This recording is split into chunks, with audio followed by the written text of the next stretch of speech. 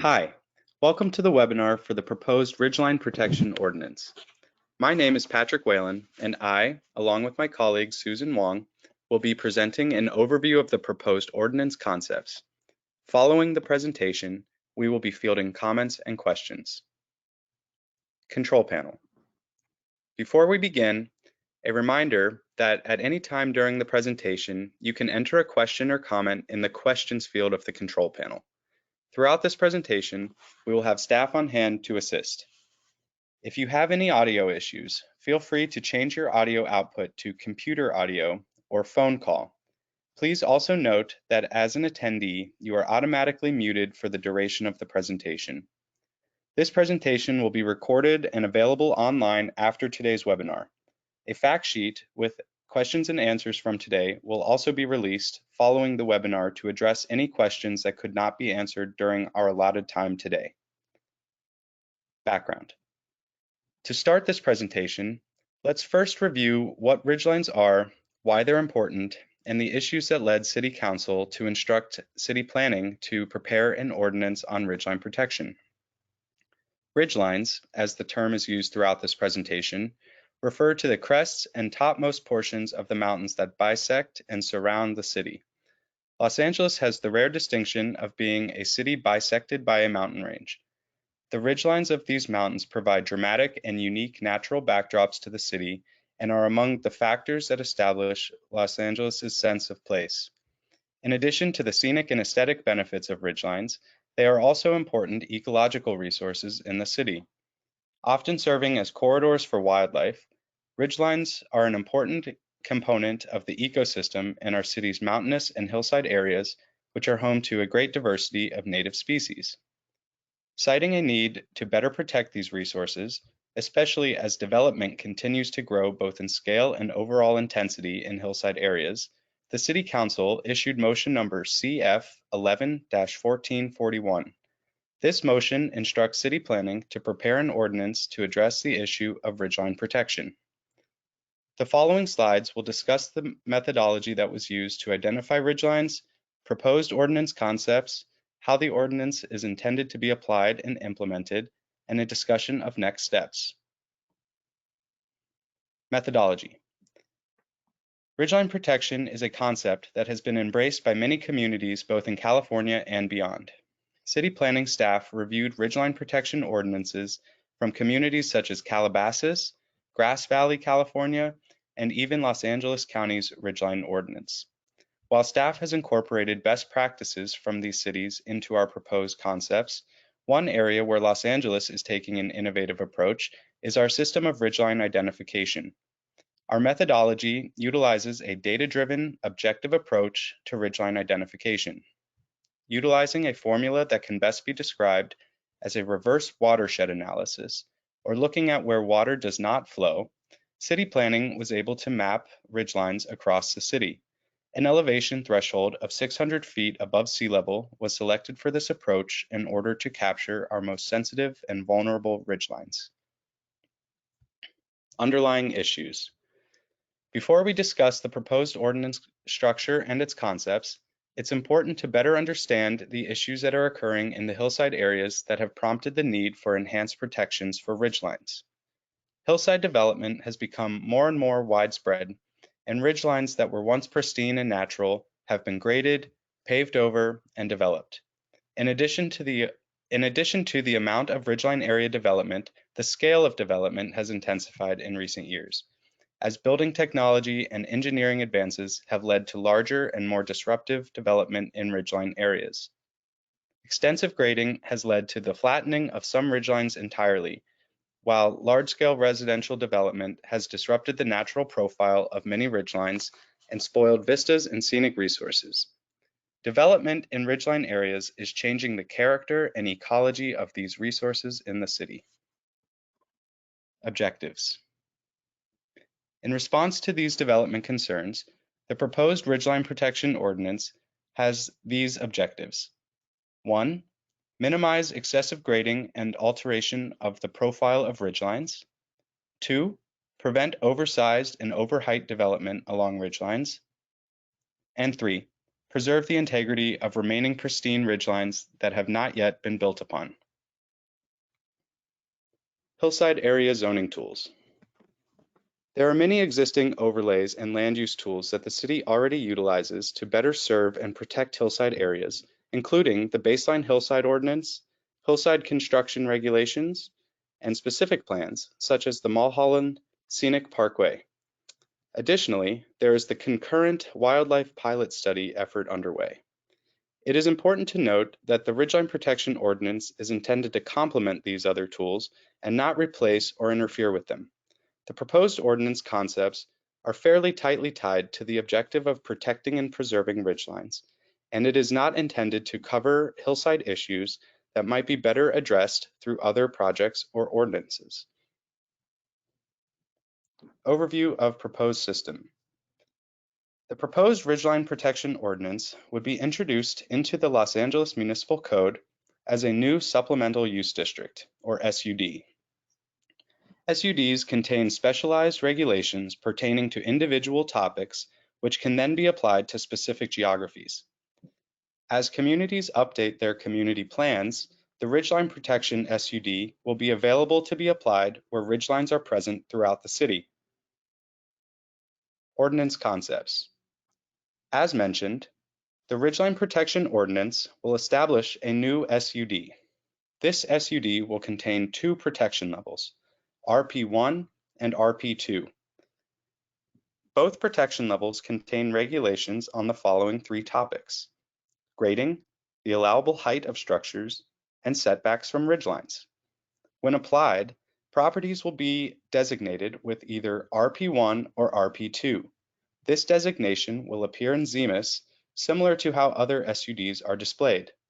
The following slides will contain an in-depth exploration of the proposed regulations contained in both RP1 and RP2. RP1. RP1 is the more restrictive of the two ridgeline protection levels.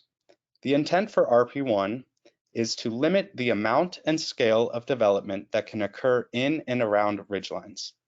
This protection level is aimed at preserving the integrity, natural grade, and appearance of ridgelines. As such, RP1 is intended to be applied in segments of ridgelines that are largely undeveloped. Given the level of development that has already occurred in many of the hillside areas of the city, it is anticipated that RP1 will be fairly sparingly applied and will be most useful for targeted application for pristine ridgeline segments that are threatened by development. RP1. Now let's walk through the proposed concepts that would regulate development under RP1. In order to preserve the integrity of the ridgelines where applied, RP1 prohibits structures from being built within 50 vertical and 50 horizontal feet from the ridgeline. This means that development on properties with RP1 designation must be located below a 50 by 50 foot buffer of the ridgeline. Grading is also prohibited within this buffer area. Additionally, RP1 requires the highest point of structures to be at least 50 vertical feet below the segment of ridge identified on a property. As shown on the illustration, no point of a structure will be allowed to protrude into this vertical buffer from the ridgeline, thus preserving the views of the ridge and allowing undeveloped ridgelines to maintain their natural appearance. RP1 shallow slope.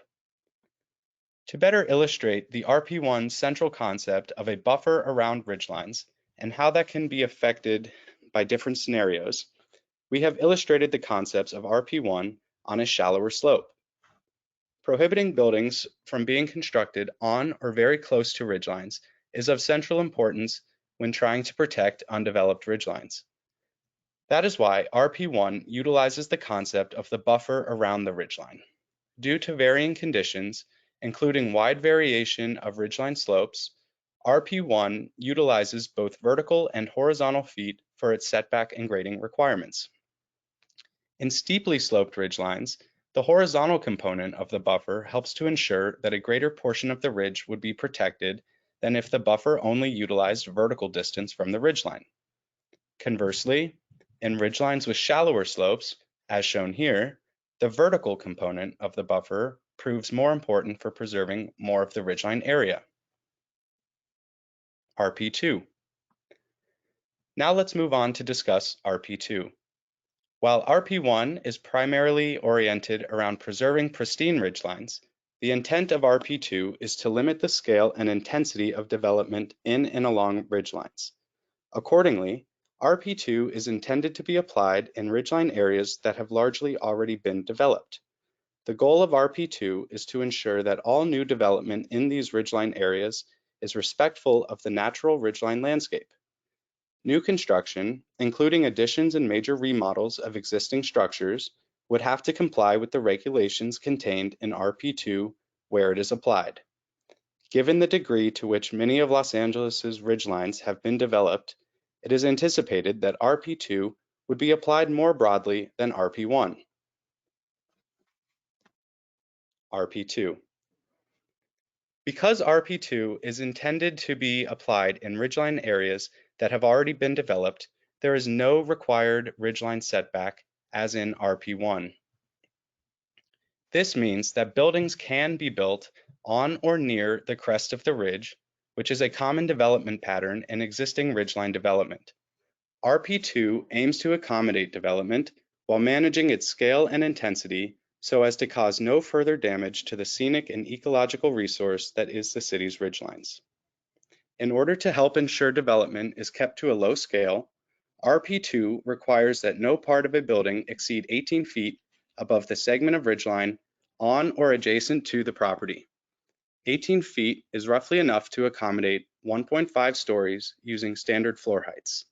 Large, tall structures that alter the profile of the ridgeline would be prohibited. Additionally, RP2 allows for grading within a window of 50 vertical and 50 horizontal feet from the ridgeline, but is limited to an area within 10 feet of the exterior walls of an existing or proposed building or structure. Furthermore, the existing grade of a building site may not be altered by more than 5 feet. These grading regulations allow for development, be it new construction or modest additions, while preventing the wholesale leveling of ridgeline sites. Together, the height and grading restrictions contained in RP2 help minimize the potential for further degradation of developed ridgeline areas by limiting the allowable scale of development. Designation and application. As Patrick mentioned, there are two parts to this process. Once the SUD is enabled in the zoning code, it will be applied to the pilot area through a separate process that would change the zoning for those parcels. In the future, the Ridgeline Protection Ordinance may be applied through the community plan update process. However, we are looking at an initial area of application in the Bel Air Beverly Crest Community Plan area and a portion of the Hollywood Community Plan area. This area is seeing some of the highest threats to ridgelines due to the scale and development activity.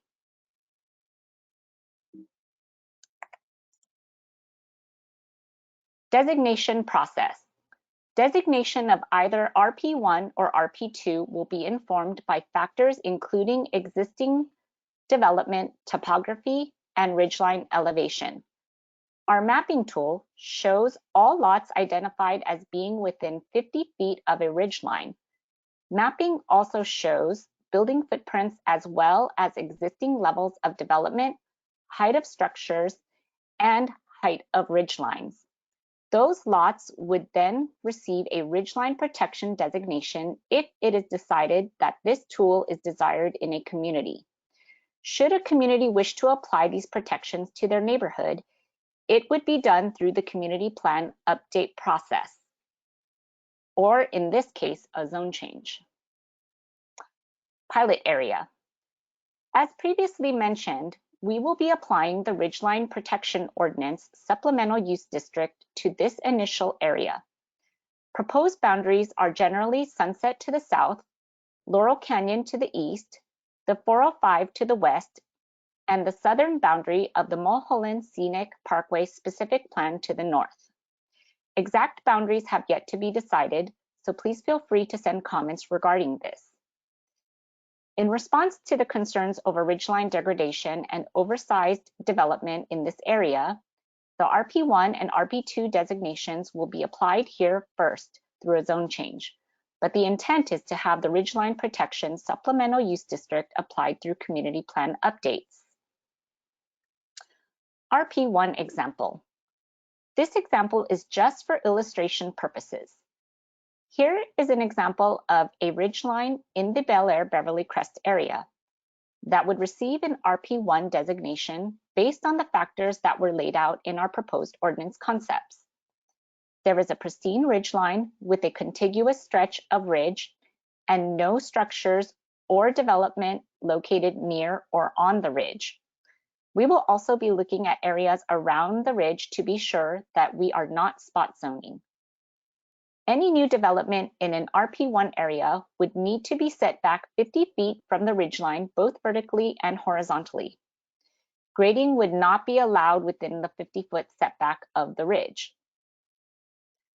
RP2 example. Again, this is just an example for illustration purposes. Here is an example of a ridgeline that would receive an RP2 designation based on the proposed concepts. Existing development is located on the ridge or close to the ridge. New development would not be subject to ridgeline setback requirements. Grading would be limited to 10 feet of an existing building and 5 feet in elevation. The development could not exceed 18 feet in height. Next steps.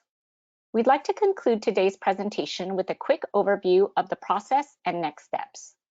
We look forward to gathering feedback, comments, and questions. We'll take what we learn here and revise or refine the proposed ordinance concepts.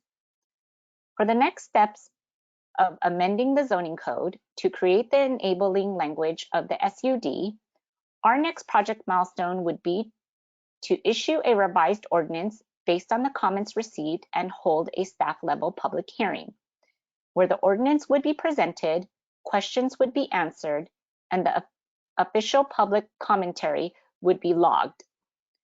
Following the public hearing, additional revisions to the ordinance could occur before moving on to the City Planning Commission.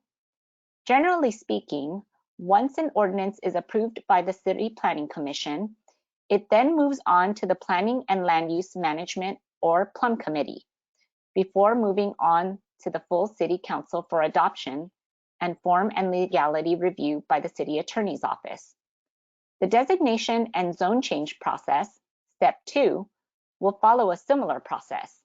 To receive all updates on future project milestones from the proposed Ridgeline Protection Ordinance, please email patrick.whalen@lacity.org to be added to our interested parties list.